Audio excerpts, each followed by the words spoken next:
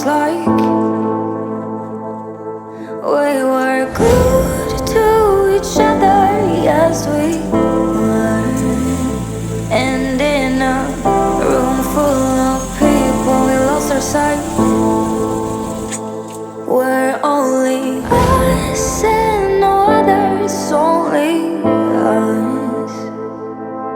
But as we dove in deep, the water turned cold. Yeah, we have different dreams, so we can never grow. Yeah, as we dove in deep, the water turned cold. 'Cause we have different dreams, so we can never grow.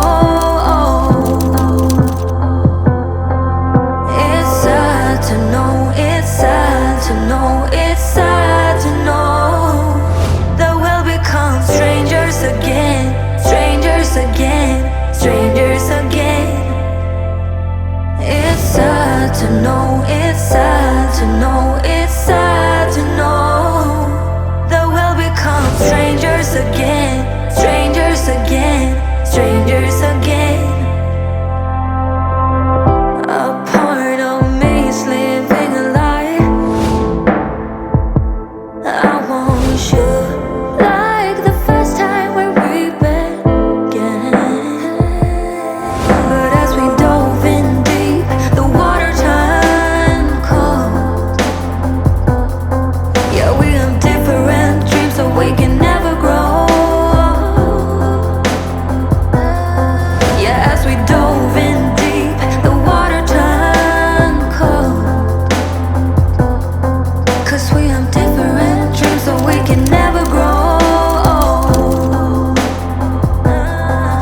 It's sad to know. Bonjour la famille. Bonjour la famille, bonjour tout le monde. Bonjour tout le monde, nous revoilà réunis avec ma petite chatounette. Oui, au bout de 2 semaines.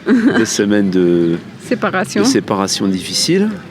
Physique, parce qu'au téléphone on était C'est vrai, on est tous les jours ensemble au téléphone. Ouais. Mais quand même, physique c'est quand même important. Ouais. On entend un peu la musique peut-être derrière parce qu'on est à Aix-en-V là pour la journée et ils sont en train d'installer un orchestre. Ouais, alors Voilà. j'espère que vous allez bien nous entendre. Nous entendre normalement dans le micro, ça devrait Ça pas va poser de problème, ouais, je D'accord. pense. Alors aujourd'hui, Pascal va nous parler de... Alors, durant la dernière vidéo, on avait parlé du camping-car. Non, on avait parlé du coût, en fait. On avait parlé du coût de la vie en camping-car, de mon coût à moi. Hein, donc, je voulais revenir là-dessus, surtout au niveau du financement, mais pas que. Hein. On voulait donner un peu nos idées sur le financement, parce qu'il y en a beaucoup qui disent ouais, mais comment faire pour acheter un camping-car sans financement? Ou le financement, il vaut mieux garder ses sous et faire un financement. Voilà, c'est pour ça qu'on voulait revenir un petit peu là-dessus. Qu'est-ce que tu penses du financement en règle générale? Bah, moi, en règle générale, je suis contre. Je suis contre le crédit parce que ça nous incite à vivre au-dessus de nos moyens. Puis c'est vrai, j'ai vu beaucoup de gens galérer. Je trouve que ça fait beaucoup de mal, même pour les couples qui se lancent dans l'achat de maisons, des trucs. Ils sont dettes, après ils stressent, ils se sentent obligés de bosser du matin au soir. Et puis souvent, ça casse les couples. C'est pas... Bon. Mais après, c'est sûr que la plupart des gens ne pourraient pas avoir de maison s'il n'y avait pas de crédit. S'il n'y avait pas le financement, parce que c'est très compliqué de mettre de côté en fait une grosse somme d'argent comme ça pour acheter une maison, par exemple. C'est vrai que c'est compliqué. Après, il y en a qui rentabilisent leur financement en louant. Dans le cas je pense, de la vie en camping-car, le problème c'est qu'on veut d'abord, on veut un peu s'éloigner de tout ce qui nous coûte et de tout ce qui nous emprisonne. Et le crédit, ça vient à l'encontre de ça, parce qu'on est emprisonné avec un crédit. Alors, je vais vous raconter, moi, mon histoire du premier camping-car que j'ai acheté. J'ai acheté un camping-car qui valait pas loin de 80 000, 70 000, je sais plus. À l'époque, je travaillais dans la moto, et c'est la maison de financement qui finançait les motos pour nos clients qui m'ont financé le camping-car. 12 ans de crédit. 12 ans de crédit. Alors, 12 ans de crédit, en dehors du fait que ça vous coûte beaucoup plus cher, il y a aussi des choses à savoir. Quand vous faites un crédit sur 12 ans, il est hors de question de le solder par anticipation sans payer les intérêts. Ce qui veut dire que qu'est-ce qui s'est passé? Moi, au bout de quelques années, j'ai vendu le camping-car. Je crois au bout de 3 ans. Hein. J'ai gardé 3 ans. J'ai pas soldé le financement pour la simple et bonne raison que j'avais payé que des intérêts. Hein. Et le problème, c'est que si j'avais soldé le financement, je devais des sous à la maison de financement. Parce qu'ils ne m'enlevaient pas les intérêts. Ce qui fait que je me suis traîné ce crédit pendant 12 ans. Même à la fin, il me restait 3 ans, je voulais le solder. Ils m'ont dit, monsieur, si vous le soldez, vous payez tout. Voilà. Alors il faut savoir qu'au-delà d'une certaine durée, je crois que c'est 84 mois, le crédit passe dans une autre catégorie. Et que du coup, vous n'avez plus le loisir de le financer sans payer les intérêts ou tout au moins en ayant un dégrèvement. Voilà. Ça, c'est important. Je suis en train de faire le montage et je viens de me rendre compte que il fallait que je précise un peu certaines choses. Sur le financement, donc je voulais vous parler j'ai fait une petite simulation donc sur internet par le géant vert que vous voyez bien sur les publicités en ce moment, et souvent d'ailleurs qui vous propose du crédit à la consommation et autres. Donc pour un montant de 70 000 euros sur 120 mois, ça veut dire 10 ans. On ne peut pas obtenir là comme ça en ligne des simulations qui vont jusqu'à 180 mois. Parce qu'il faut savoir que vous pouvez emprunter sur 180 mois aujourd'hui. 120 mensualités hors assurance facultative, mais elles ne sont jamais facultatives, elles sont toujours obligatoires. 728,51 euros. Bon, le taux est quand même relativement intéressant puisqu'on a un TEG à 4,69. Donc pour une durée comme ça, c'est pas énorme, je trouve. Et donc coût total en fin d'acquisition, donc en fin de crédit, 87 421 euros. Sachant que là-dedans, il n'y a pas l'assurance. Donc on va rajouter une assurance facultative, l'assurance quand on a moins de 54 ans, donc ça coûte 33,65 euros, ce qui fait que coût total de l'assurance, 4 038 euros sur la durée du financement, ce qui vous fait monter à 91 000 et des bananes. Mais ça, c'est pas ce qui va intéresser le vendeur qui va vous vendre le camping-car. Lui, ce qui va l'intéresser, c'est de vous vendre l'extension de garantie, en fait. L'extension de garantie sur la durée du crédit. Et là, vous pouvez plutôt tabler, et là, on ne le précise pas il ne le précise pas parce que ça, c'est un argument de vente vraiment qui a du poids. Il va vous coûter plus de 100 euros par mois.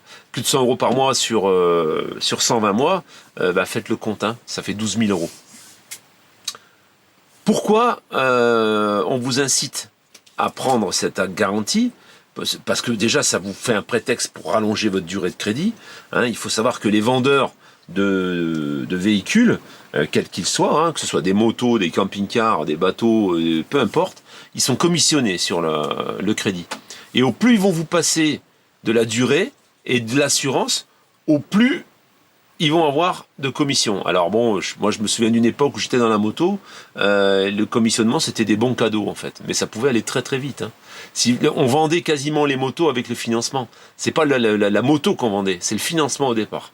Donc quand vous arrivez chez un vendeur de véhicules de loisirs, réfléchissez déjà à ça. Lui il va vous pousser au plus loin. Ça veut dire qu'il va vous pousser au plus loin pour que vous preniez la durée la plus importante, que vous optiez pour les options comme l'extension de garantie, que vous preniez l'assurance forcément, et puis là l'assurance de toute façon, dans la plupart des cas, elle est facultative, mais au moment où vous demandez le financement, avant d'avoir un dossier blindé, ils vous refuseront le financement si vous ne prenez pas l'assurance. Voilà. Donc on peut dire que sur 70 000, si vous prenez toutes les assurances, vous pouvez compter sur les 87 000 et des bananes, vous pouvez compter un bon 15 000 balles en plus, quoi. Voilà. Donc ça veut dire que ça mène quand même assez loin, ça coûte quand même relativement cher. Et alors surtout, bien vérifier dans le détail du contrat que vous pouvez solder par anticipation sans pénalité.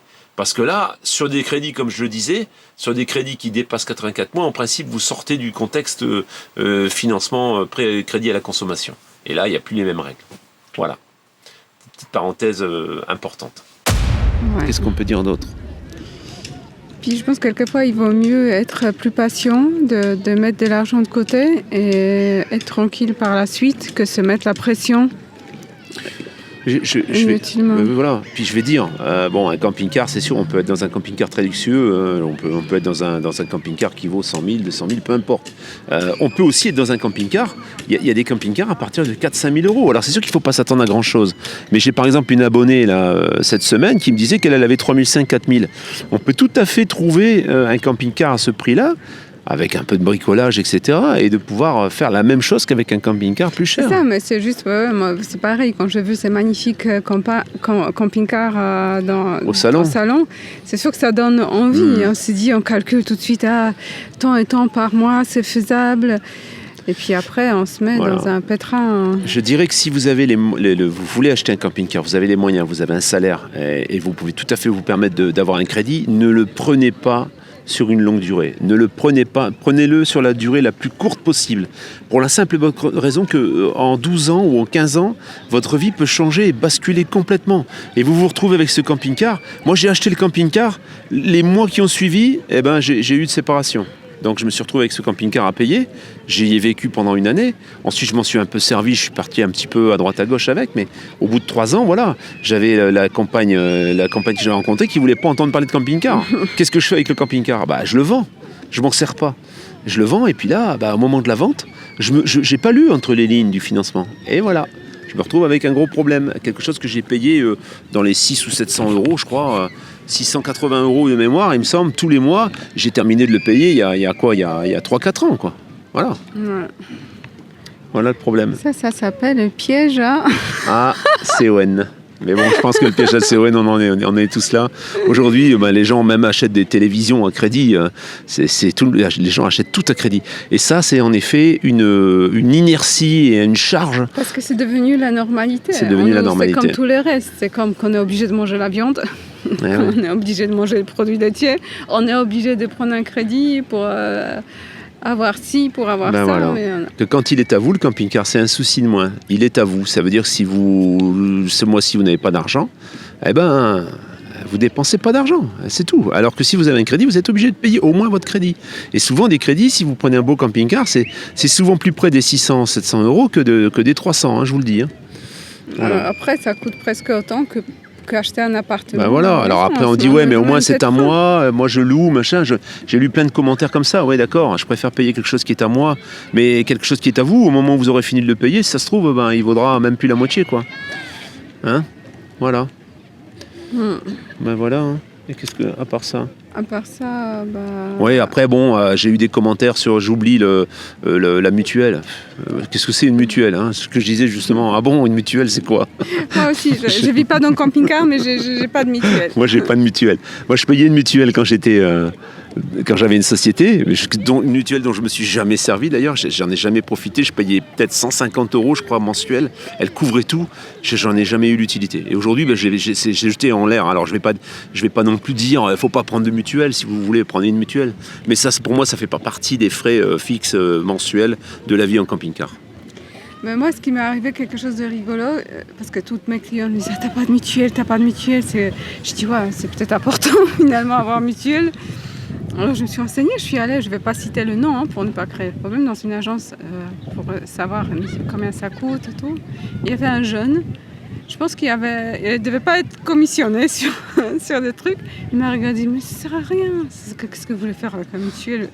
Vous attendez encore à avoir 50 ans, là, pour l'instant, vous allez perdre votre argent. Moi j'ai 50 ans, j'ai 53 ans bientôt. Ouais. Non, c'était il y a 3-4 ans. Ouais. Alors du coup, il avait l'air assez sceptique lui-même. Il vendait quelque chose par rapport à quoi il était assez sceptique. Mais c'est sûr, après, ce que j'entends, que si on va à l'hôpital, s'il y a ci, s'il y a ça... En fait, on nous l'a dit tout le temps. Hein. Ouais. Si on va à l'hôpital et tout, mais au départ, il n'y avait pas de mutuelle. Hein. Les gens, c'était la sécurité sociale qui payait tout. Il y avait peu à donner en plus quand on avait un problème. Aujourd'hui, il faut une mutuelle parce que la sécurité sociale ne rembourse plus. La sécurité sociale, vous la payez tous. Hein. Donc, si vous voulez payer la mutuelle en plus, payez-la. C'est comme mettre du beurre sur l'huile sur le beurre. J'ai déjà employé la sécurité sociale. Après, il faut encore mutuelle. Après, il faut ci, il faut ça. C'est toujours plus. Et on se fait des. Après, c'est sûr, on peut se terminer avec des frais fixes à 1000 balles tous les mois. On y va en camping-car si on veut. Hein.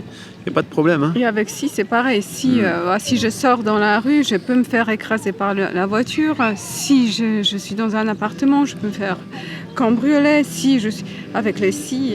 Les scies, il peut arriver beaucoup. La vie est faite des risques tous les jours. On ne peut pas non plus être insouciant. Si vous êtes en mauvaise santé d'origine, prenez une mutuelle. Hein, ça, c'est sûr. Maintenant, si vous êtes en bonne santé et que vous avez un pépin un jour, peut-être en effet, si j'avais pris la mutuelle, mais faites le compte, si vous aviez économisé tout ce que vous avez donné dans une mutuelle depuis le début que vous travaillez jusqu'à aujourd'hui, peut-être que le jour où vous avez un pépin, vous payez largement cette mutuelle, quoi. Voilà.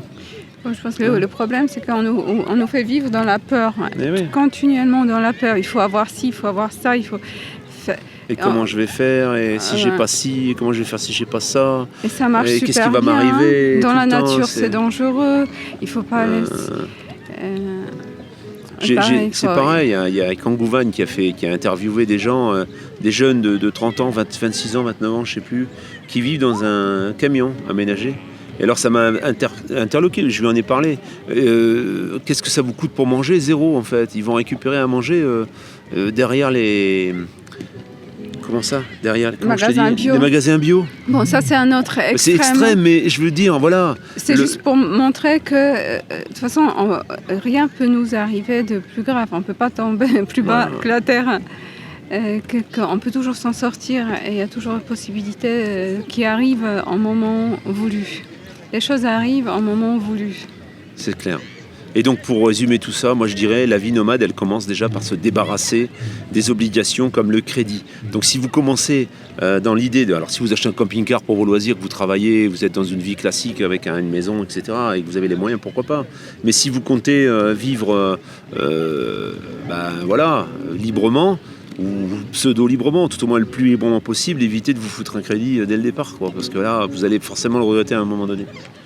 Hein Voilà. Et si vous le faites, faites-le sur un laps de temps très court, le plus court possible, même si ça vous coûte très cher et que vous devez vous serrer la ceinture pendant plusieurs années, 4-5 ans, pour pouvoir Manger payer des votre pâtes camping-car. et des Faites-le patates. pendant 5 ans, mais ne le faites pas pendant 12 ans. Voilà, mangez des pâtes, ce que vous voulez, allez récupérer de la bouffe Au magasin au bio. magasin bio, mais surtout évitez de faire des crédits sur 12 ans ou sur 15 ans en disant ouais, je préfère les mettre là que dans un loyer parce que là vous vous trompez. Voilà, c'est tout. Je suis d'accord avec toi. Ah, moi aussi. C'est rare, hein, donc bon, Il faut en profiter. j'en profite. Ok. Ah ouais, on a même réussi à se disputer au téléphone et tout. Hein. Comment ça? Bon, quand tu étais dans le sud. Ah ouais, mais ça, c'est pas pareil. Bon, Bah sur voilà, ce, on a tout dit. je crois qu'on a quelqu'un, on a un spectateur. Ouais, Non. la famille, il y a quelqu'un qui va être filmé derrière. Ils se demandent ce qu'on fait, je pense. Voilà, regardez. Vous voyez Qu'est-ce qu'ils font avec ça? Voilà. Bon, eh ben, on vous laisse alors. On Hein vous dit à tout On bientôt. vous dit à tout bientôt. Bye bye Ciao, la ciao. famille. Ciao, ciao.